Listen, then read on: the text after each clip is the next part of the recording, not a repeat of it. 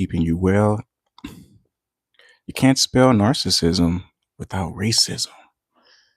You can't spell narcissism without racism.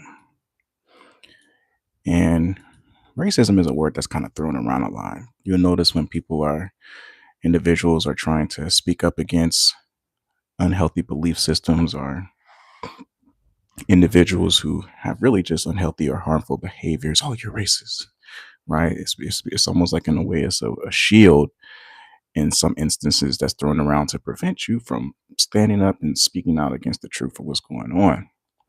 So it says here, racism refers to a belief system, attitude, or set of practices that assigns value, status, or worth to people based on perceived racial or ethnic characteristics.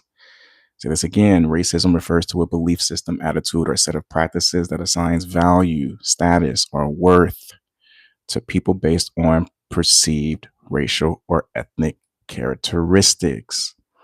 A person responding or reacting to a particular racist insult or trying to address the behavior, in the most appropriate way that they can, without trying to demean that person's value, status, or worth is not racism, right? A lot of you guys twist this word around to where people can't almost say anything against, racist behaviors or tactics because you're racist, you're racist. You guys just throw that around for every damn thing.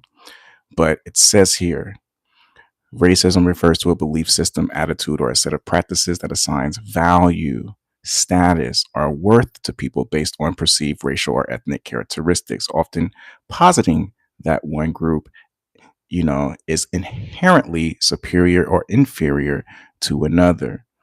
This definition includes both individual behaviors, such as prejudice, discriminatory actions, or racial hostility, in broader social structures that produce unequal treatment and outcomes across groups. In sociological terms, racism can involve hierarchical evaluation of racial groups, rooted historically in notions of biological difference, even though scientific consensus holds that race has no biological basis. Modern forms of racism also include institutional and systemic components where laws, policies, and practices result in unequal opportunities and outcomes for racial groups in areas like housing, education, healthcare, and criminal justice. All right. So you can't just limit or define racism as, people who speak out against you, you and your racism and your discriminatory, harmful behaviors, right? They're racist. It's not limited to that, right? And if they're not devaluing you, your status, your worth, right? Your value based off of ethnic characteristics, right? And also, there's a structural component as well to this, right? Unequal treatment and outcomes across groups, sociological terms, hierarchical evaluation of racial groups rooted in, notions of biological differences that tend to, keep groups that are not, high on the totem pole, right, out of these different opportunities. But racism isn't just a economic construct. It is a personality issue too. You can't spell narcissism without racism, right? There's a degree of narcissism that as the narcissism increases in society, the racism, in a lot of ways increases. It says here, modern forms of racism also include institutional and systemic components where laws, policies, and practices result in unequal opportunities and outcomes from racial groups in areas like housing, education, employment, healthcare, and criminal justice. Because racism operates at both the individual and structural level, the term has expanded in academic and public usage to include systemic and cultural patterns of inequity alongside personal prejudice. This broadening of the meaning has led to disputes over how the word should be applied. Some scholars and commenters argue that the term is sometimes used too loosely or weaponized in social conversations, right? Applied to situations of disagreement, right? You see this a lot. People disagree with your opinion. You're speaking around certain value systems, belief systems that are harmful against certain racial groups. Oh, you're racist, right? No, it's no better way to diffuse and just take away the life of a healthy dialogue or communication without just throwing out, oh, you're racist. Oh, and this is why the shit keeps going, right? This is why it keeps going. People throw this sort of like histrionic, over exaggerated emotional response. Oh my God, you gotta, right? You can bend a lot of people's arguments based off of how you weaponize emotion, right? You get angry enough, you can make a lot of motherfuckers do things that they probably wouldn't do, right? If you approached it with a calm demeanor, right? And you have people who can be masters at emotional manipulation, okay?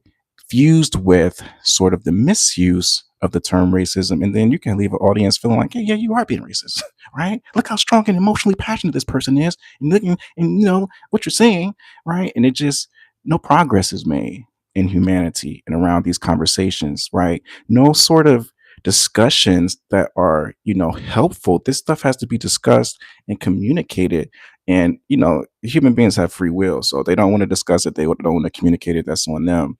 But that's why we keep seeing so much of the same things. It's so elementary, you know? So it says here, this broadening of the meaning has led to disputes over how the word should be applied. Some scholars and commentators argue that the term is sometimes used too loosely or weaponized in social conversations and applied to situations of disagreement, difference of opinion, right, or cultural conflict where racial prejudice or discrimination is not clearly the cause. Right, critics of the broad usage note that labeling criticisms of values, beliefs, or behaviors as racist can be used strategically to silence the dialogue or sow fear rather than to call out the genuine racial harm. At the same time, proponents of broader definitions argue that subtle, systemic, and structural forms of racism deserve recognition, even when they are not overt. All right. So you have a lot of critics and scholars and things like that who are doing research on this, and they're noticing like this term is just kind of being thrown about around for any time a person feels like someone disagrees with them or they say something that can hold a little bit of truth to it, and they're like, damn, you know what? You're being racist, right? It's just, instead of just listening and having a healthy conversation and dialogue, and maybe rearranging and reorganizing some of those distorted belief systems and having a difference of opinion, an alternative interpretation, an alternative perspective, right, where you can grow, where you can learn, right? Oh no, you're racist. Right? No better way to keep yourself ignorant than to call everybody racist who tries to have a discussion with you. And of course it has to be a respectful discussion. I'm not saying you got to attack or slander people, but no better way to stay in an ignorant state of mind than to call any sort of healthy dialogue around race and the systemic issues and the personality, harmful behaviors that come from it as racist, right? The uncomfortable frame racism is often discussed as a moral failure, political corruption, or a historical inheritance, but rarely as a psychological identity strategy. Yet racism survives not merely because something or because people are ignorant, but because it serves something deeper: the human need to feel significant, superior, and secure in a world that constantly threatens your identity. Where narcissism flourishes, racism finds shelter. Right? Narcissism as a value system. Narcissism is not simply a disorder. It is a worldview. It is a way of organizing meaning around self importance, hierarchy, and comparison. In this worldview, worth must be proven, right? Defended and elevated above others. Racism becomes one of the most efficient tools for doing exactly that, externalizing insecurity by ranking human value, right? Clinically, the DSM describes narcissism as grandiosity, right? Entitlement, lack of empathy, and an excessive need for admiration. Right? Doesn't narcissism sound a lot like racism?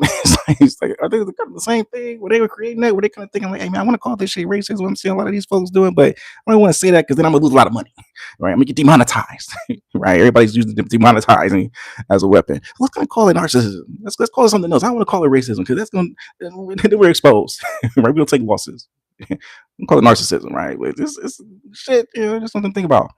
So the DSM describes narcissism as grandiosity, entitlement, lack of empathy, and an excessive need for admiration, right? Culturally, these traits have been normalized and even rewarded, right? Through capitalism, nationalism, algorithmic attention economies, and political dominance narratives. Racism thrives not as an anomaly, but as a logical extension of these traits when identity becomes threatened. Okay? This analysis does not absolve any group. White supremacy is narcissism racialized.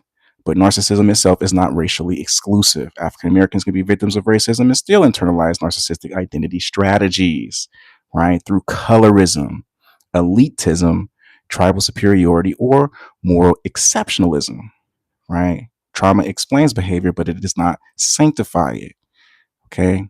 Research indicates that narcissistic traits have risen dramatically over recent decades, particularly in individualistic societies. As narcissism increases, racism must increase by consequence because a self centered identity system cannot coexist with shared humanity. What we see today in families, workplaces, segregated communities, and punitive laws is not chaos. It is psychological alignment with self over soul, image over integrity, and dominance over dignity. All right. So 15 deep structural connections between narcissism and racism. Let's kind of look at this little relationship here. At its core, narcissism replaces internal substance with external ranking. Identity is not formed through character or values or contribution, but through being above someone else, right? And Black folks, we can inherit this too. I see this a lot in the Black community now. We can be some narcissistic, racist motherfuckers too, right? The pot calling the kettle black. We can, right? It may not be expressed in the form of, us keeping white people and Asians and Mexicans out of opportunities, right? Some can be seen that way, right? I don't think we're in excuse, right, from this situation at all, right? I'm seeing a lot of it, right? Especially as people grow up in hierarchies of wealth. I don't want to be around these poor Black folks. These niggas. You go from being one of the niggas and everybody getting along and holding hands, and you get some money. And you're like, these niggas. Go from we niggas to these niggas, right? The relationship changes, and a lot of times Black people can be racist towards their own people, towards their own group, and this is why it's so important for young Black men to develop a core value system. What are you going to allow your identity to be represented by, right? If you don't have a core value system, you're going to absorb these really unhealthy, unharmful behaviors and belief systems in your family environments, right? In your environments, in your communities. And then you're just going to perpetuate more of what you don't want, right? Essentially. So carving out a core value system is a way for you to sort of distinguish yourself from a lot of this toxicity that you don't agree with, right, at your core. But if you don't carve out a value system, right, there's no high value man without personal values. There's no high value without value, right? All these guys want to be high value. I'm a high value man, right? I got a job, my credit's good, right? My car works, like I got all my teeth, right? But I mean, if you don't have a value system, if you're not a man of principles, you're just a shell, man. You know, I believe women respect men with value systems more than men who don't have value. Sometimes having a strong value system is the ability to say no, right? When you see foolishness and you see stuff that's just not, appropriate, no, I'm not gonna do that. I'm not doing that, right? Instead of being a damn yes man all the time, sometimes saying no, you come off a little bit more attractive. Not that that's what it's all about, but if you want to be successful in your relationships, if you want to come off as having some esteem and leave the situation with some integrity, right? Have a value system. Stand up for yourself. Man, I don't have that much time. I wish I had a lot of time, man. I'm so busy. I hate to rush through these topics because I feel like these really need to be kind of built upon. So racism provides a ready-made hierarchy that stabilizes fragile identity. In society, this appears as racial ranking. In families, favoritism. In workplace, bias, promotion, and exclusion, right? How can you counter this with your identity as believers? Believers define worth as inherent, not comparative. They commit to values of humility, right? Intrinsic dignity. They practice seeing identity as received, not earned, right? Identity differentiation. When identity is rooted in intrinsic worth, superiority narratives lose psychological necessity, right? When you know your worth and who you are, who God says you are, and you tap into your talents, your gifts, right? Your unique value systems are like the sort of like the blueprint of what makes you so unique in this world. Everybody's a piece of the puzzle. Everybody plays a unique role. There's some pride in that. There's some, just strength and esteem in that. Narcissistic fragility and the need for an inferior other. Narcissism is marked by fragility, not confidence. Racism functions as a defense mechanism against ego collapse, projecting weakness onto a racialized other, quote unquote. This spills into social policy, family scapegoating, and workplace blame cultures. Right? Believers commit to emotional honesty and self examination. They replace projection with repentance and responsibility. Okay. Owning your weakness strengthens identity. You no longer outsource your shame. Identity becomes resilient rather than reactive. Narcissism believes access, power, and grace are deserved. Racism encodes entitlement into systems. Who gets leniency, opportunity, or protection? Families produce this through double standards. Organizations through selective enforcement. Believers redefine authority as stewardship, not privilege, right? They commit to fairness over favoritism. You are no longer defined by what you're owed. Identity becomes grounded in responsibility rather than reward, right? Lack of empathy is central to narcissism. Racism requires this collapse to function. Dehumanization becomes emotionally efficient. This shows up in apathetic laws, dismissive leadership, and emotional neglect in families. Right? Believers practice empathy as discipline. They commit to proximity, listening, and shared suffering. Empathy reconnects you to humanity without dissolving yourself. Identity remains whole while relationally open. Narcissism prioritizes appearing good over being good. Racism survives through historical denial and image management. Institutions protect narratives rather than repair the harm, right? Believers value integrity over reputation. They commit to truth telling even when it is costly. Truth no longer threatens identity. You become free from performance based worth, okay? Narcissism divides the world into allies and threats. Racism racializes this division. This shows up as segregation, ideological warfare, and family estrangement. Believers practice unity without erasure. They commit to curiosity over certainty. But no, belonging no longer requires exclusion. Identity becomes expensive or expansive rather than defensive. Narcissism regulates self esteem by devaluing others. Racism institutionalizes this regulation. Workplaces mirror it through elitism and credentialism. Believers practice honoring language and dignity centered interaction. You no longer need others to be diminished to feel stable. Self worth becomes non competitive. Narcissism avoids accountability. Racism externalizes blame onto entire groups. It's almost like narcissism is like the mother and racism is like the little baby, right? It's kind of like you got to do the work, right? You got to do it. I need you to express this or externalize. I need you to be an extension, right, of me. And I need you to express this into the world, right?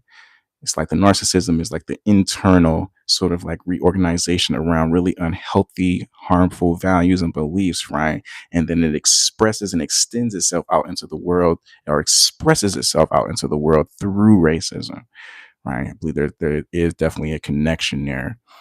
Um, Narcissistic systems rely on fear to maintain dominance. Racism weaponizes threat narratives. This influences policing, surveillance, and micromanagement cultures. Believers choose courage rooted in love, not fear based obedience. Fear loses authority over behavior, and identity remains grounded under pressure. Narcissism uses people as tools. Racism commodifies bodies and labor. This logic permeates capitalism incarceration. Believers practice relational ethics, people as ends, not means. You resist being reduced to function, right, or productivity. Humanity stays central. Narcissism exempts itself from rules. Racism codifies double standards. This erodes trust in institutions and families alike. Believers submit to a shared moral law. Identity no longer requires exemption to feel chosen. Narcissism rewrites history to preserve self image, right? Racism erases context to avoid responsibility. Believers commit to remembrance and truth across generations. right? So important for us to focus on our mental health, to get therapy, especially in the Black community. I'm talking to the Black community right now because we got a lot of racism towards each other in our community, and it's no excuse, right? It's like it's unhealthy, it's harmful, and it's really sad, man. It's really sad to see. I love going home. I love visiting my family and spending time with my grandma and cousins and things like that back in Detroit. I haven't been back home in a while, but it just seems like, man, every time I go back home, it's always some bullshit. Like, like I don't know if it's, maybe it's me or, I don't know what it is, but, and there's nothing but Black folks out there. I think we need to start talking more to each other. I think sometimes as Black people, we feel like we're saviors of the world, right? I'm the parent to all of you guys, all you other races, right? But they're not, in the same shoes as we're in, right? Sometimes you got to focus on home, focus in house, right? The other races, the other groups, they take care of themselves, right? We got to take care of our shit first before we can start extending ourselves to other people, right? There's only so much reach we're going to have in other cultures if our ship is sinking, right? Our ship is sinking, and we're like, yeah, I'm in charge. I'm above you guys. I was the first man. I'm the man. And they're like, dude, your fucking ship is sinking, right? You might want to get your ship up, you know. So it's like, there's nothing wrong with pointing out, our connection to other groups and different things like that. But more than ever, our focus just needs to be just razor sharp as Black people on each other, right? And not in a way where we're like tearing each other apart and ripping each other apart. And sometimes you gotta rip shit apart, you know, respectfully, to build it back up, right? You go in the military, they're gonna break you down, right? Depending on what branch you go to, but they build you back up, right, into a better person. I think we need that in the Black community. We need like a massive reconstruction, psychologically, right? Sometimes you got to go through the mind and the psychology and restructure some really unhealthy belief systems. That's why, as a therapist, I see all different types of people, right? From elders all the way down to babies, right? I see all kind of different people. Even babies come to therapy, right? And it's true, they do. So, but I try to, with this channel, like, how can we use some of these concepts and these really valuable, pieces of research that people pay big money for, in counseling? How can we share some of this in the Black community where we can sort of think about what we're thinking about? How can I help Black people as much as I can? First, I got to help myself. I'm struggling too, shit, guys. I'm not perfect, right? But we can't just wait to be perfect to help motherfuckers, right? We be waiting forever, right? So it's like, simultaneously as I'm doing my best to try to help my community, right? I can't help white people. I can't, white people got to help white people. You white people are going to have to stand up, okay? Challenge some of these fears. I know you guys are in this shit too. You guys know who I'm talking to. It's not easy for you either. Really not. And in some ways, it could be harder for you guys. So I get that. You know, but we can't.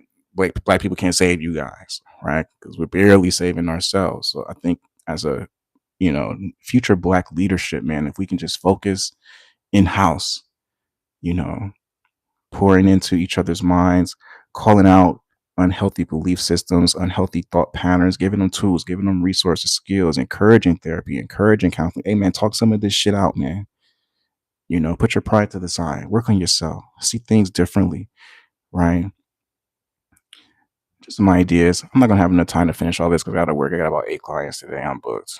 I'm booked, guys. I barely had time to even do this video, but I love you guys. This channel more than likely won't get monetized. I'm saying too much real shit, right? Demonetizing is the tool to keep you motherfuckers quiet, right? So I'm not even worried about it. As long as I can put the information out there and you guys can use it to some positivity or to some good to grow, I'm fine with that. Shit. It's like, I got my own money, right? So I'm not really tripping over this shit. But yeah, man, I had a lot more points that I wanted to cover, but I'm not gonna have any time. Your boy's booked. Let me see what I got going on. Let me see. Okay, here we go. Yeah, man. So you guys have a blessed day. I appreciate the time. I'm over here so focused on putting this information out on YouTube. I'm over here running late for work. playing around. But you guys have a blessed day, man. Peace.